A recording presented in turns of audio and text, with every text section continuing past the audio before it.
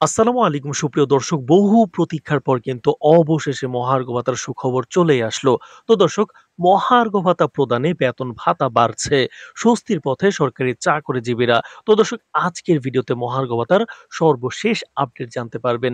তো দর্শক, ভিডিওটি শুরু করার আগে আপনার কাছে ছোট্ট একটি রিকোয়েস্ট, অবশ্যই আমাদের চ্যানেলটি সাবস্ক্রাইব করে রাখুন, কারণ আমরা মহার্ঘ ভাতার গ্যাজেট প্রজ্ঞাপন সহ মহার্ঘ ভাতার সর্বশেষ আপডেট সবার আগে আপনাদের জানিয়ে থাকবো। তো চলুন আমরা আমাদের মূল আলোচনায় চলে যাই। তো দর্শক, দীর্ঘদিনের প্রতীক্ষার অবসান ঘটাতে চলেছে অন্তর্বর্তী সরকার। সরকারি চাকরিজীবীদের জন্য বহুল প্রত্যাশিত মহার্ঘ ভাতা চালুর উদ্যোগ নিয়েছে সরকার। চলমান মূল্যস্ফীতি ও নিত্য প্রয়োজনীয় পণ্যের অস্বাভাবিক মূল্য বৃদ্ধির প্রেক্ষিতে জীবনযাত্রার ব্যয় মেটাতে হিমশিম খাওয়া লাখো কর্মচারীর জন্য এ সিদ্ধান্ত আশার আলো হয়ে এসেছে। সরকারের প্রতিক্রিয়া হচ্ছে তালিকা তৈরির নির্দেশনা। তো দর্শক, প্রধান উপদেষ্টা ডক্টর ইউনূস এক প্রেস ব্রিফিং এ জানিয়েছেন, দেশের সকল সরকারি প্রতিষ্ঠানে কর্মরত কর্মকর্তা কর্মচারীদের তালিকা তৈরির নির্দেশনা দেওয়া হয়েছে। সংশ্লিষ্ট মন্ত্রণালয় ও দপ্তর সমূহ ইতিমধ্যে কাজ শুরু করেছে। অর্থ মন্ত্রণালয় এবং জনপ্রশাসন মন্ত্রণালয়ের মধ্যে উচ্চ পর্যায়ের আলোচনাও চলছে। একজন মন্ত্রণালয় কর্মকর্তা জানান, এটি শুধু ভাতা প্রদানের বিষয় নয়, এটি একটি নীতিগত দিক নির্দেশনা যা দেশের অর্থনৈতিক ভারসাম্যের সঙ্গে গভীরভাবে সম্পর্কযুক্ত। চাকরিজীবীদের দীর্ঘশ্বাসে স্বস্তির ছোঁয়া। বর্তমানে দেশে প্রায় 14 লাখ সরকারি চাকরিজীবী এবং এমপিওভুক্ত শিক্ষক সহ 22 লাখেরও বেশি কর্মচারী রয়েছেন, যারা বিগত দশকে বারবার মহার্ঘ ভাতার দাবি জানিয়ে আসছেন। তবে বাস্তবে কোনো উদ্যোগ দেখা যায়নি।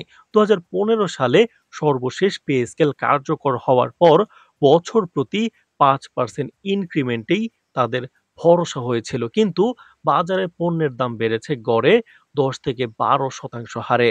একজন তৃতীয় শ্রেণীর সরকারি কর্মচারী জানালেন যে, বর্তমান বেতন দিয়ে মাসের খরচ তো দূরে থাক, ঋণের কিস্তি ঠিকমতো শোধ করতে পারি না। তো অর্থ মন্ত্রণালয়ের বাজেটের প্রস্তুতিতে কিন্তু মহার্ঘ ভাতা অন্তর্ভুক্ত হচ্ছে। তো দর্শক, ভিডিওটির এই পর্যায়ে এসে যারা এখন পর্যন্ত আমাদের চ্যানেলটি সাবস্ক্রাইব করেননি, অবশ্যই চ্যানেলটি সাবস্ক্রাইব করে রাখুন। মহার্ঘ ভাতার সর্বশেষ আপডেট কিন্তু আমরা সবার আগে আপনার কাছে পৌঁছে দেব। তো চলুন দর্শক, অর্থ মন্ত্রণালয়ের বাজেট প্রস্তুতিটা আসলে কি? অর্থ মন্ত্রণালয় সূত্র বলছে, প্রস্তাবিত বাজেটে মহার্ঘ ভাতার জন্য একটি নির্দিষ্ট বরাদ্দ রাখা হয়েছে। এটি একটি নির্ধারিত টাকার অঙ্ক হতে পারে, আবার কারো বেতনের একটি নির্দিষ্ট শতাংশ হিসেবেও নির্ধারণ করা হতে পারে। যদিও সরকারিভাবে এখনো কিছু ঘোষণা করা হয়নি, তবে কর্মকর্তারা ইঙ্গিত দিয়েছেন এই ভাতা হবে বাস্তবযোগ্য এবং বাজেটের ভারসাম্য নষ্ট না করেই কিন্তু চালু করা হবে। অর্থ উপদেষ্টা স্পষ্ট করে বলেন, আমরা জনগণের কষ্ট বুঝি। বাজেট সীমিত হলেও প্রয়োজনীয় সমন্বয়ের মাধ্যমে ব্যবস্থা নেওয়া হবে। তো দর্শক, তথ্য অনুযায়ী চূড়ান্ত সিদ্ধান্ত কিন্তু জুনেই, অর্থাৎ মহার্ঘ ভাতার চূড়ান্ত সিদ্ধান্ত কিন্তু আপনারা জুনের মধ্যেই পেয়ে যাবেন।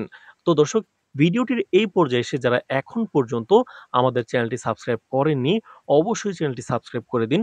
মহার্ঘ ভাতা সহ সরকারি বেসরকারি সকল চাকরি সংক্রান্ত সকল তথ্য কিন্তু সবার আগে আমরা জানিয়ে থাকছি।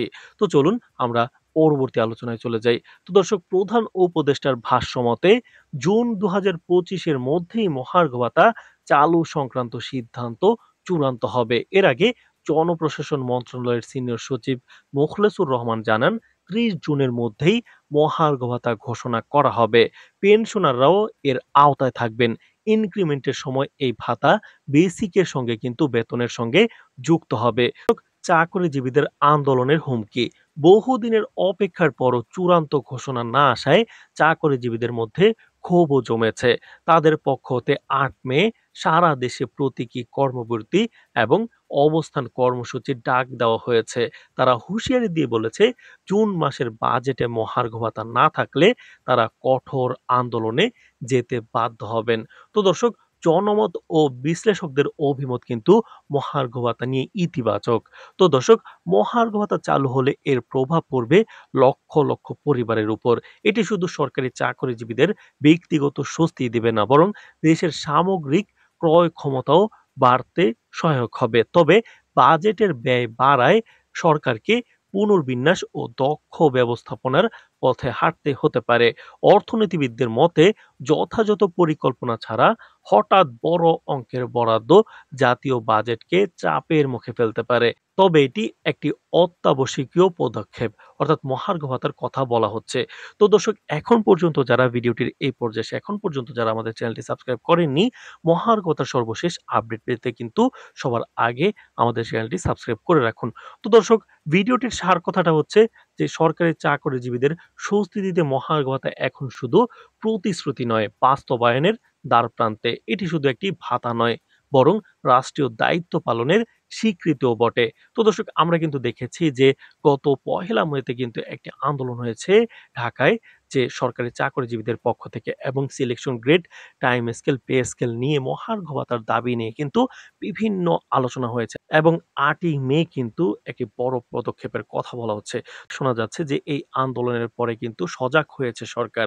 তো দর্শক, কত পার্সেন্ট মহার্ঘ ভাতা হলে বর্তমান বাজার পরিস্থিতিতে আপনার জন্য সুবিধা হয়, সেটা অবশ্যই কমেন্ট বক্সে জানিয়ে যাবেন এবং আমাদের চ্যানেলটি সাবস্ক্রাইব করে রাখবেন। ধন্যবাদ।